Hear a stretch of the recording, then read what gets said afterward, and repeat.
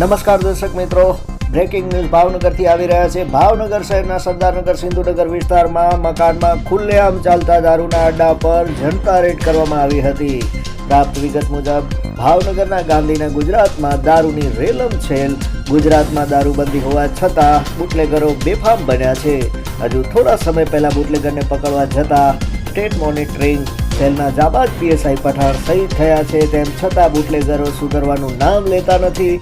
જ્યારે ભાવનગરના સરદારનગર સિંધુનગર ખાતે સ્કૂલ, મંદિર અને બાળકોના છાત્રાલય ચાલતા હોય તેવા વિસ્તારમાં ખુલ્લેઆમ દેશી દારૂના અડ્ડા પર ભાવનગર યુવા કોંગ્રેસ સમિતિ અને સ્થાનિક નાગરિકો દ્વારા જનતા રેડ કરવામાં આવી હતી અને આવી રીતે ભાવનગરના દરેક વિસ્તારમાં ખુલ્લેઆમ દેશી દારૂના અડ્ડા ચાલતા હોય તેવું પણ લોકમુખે ચર્ચાનો વિષય બન્યો છે। આ દેશી દારૂના અડ્ડા તંત્રની જાણ બહાર ચાલે છે કે પછી પોલીસ દ્વારા પરમિશન આપવામાં આવે છે, તેવા આક્ષેપ પણ સ્થાનિક લોકો દ્વારા કરવામાં આવી રહ્યા છે। Report by Hasmukh Nimavat.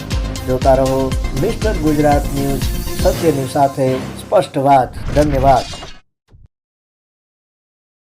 મારું નામ કિશન બળવંતભાઈ મેર છે। ભાવનગર પશ્ચિમ વિધાનસભા યુવક કોંગ્રેસનો પ્રમુખ છું અને એડવોકેટ છું।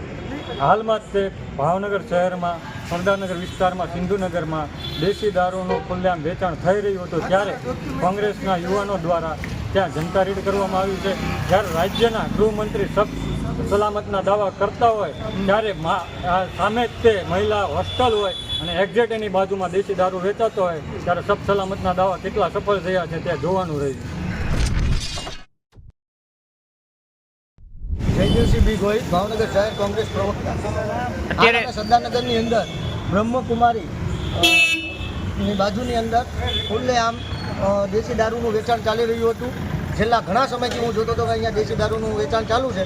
આજ અમે યુવાનો, કોંગ્રેસના આગેવાનો, મિત્રો બધા અહીંયા આવીને જોયું તો ખુલ્લેઆમ દેશી દારૂ ચાલુ છે।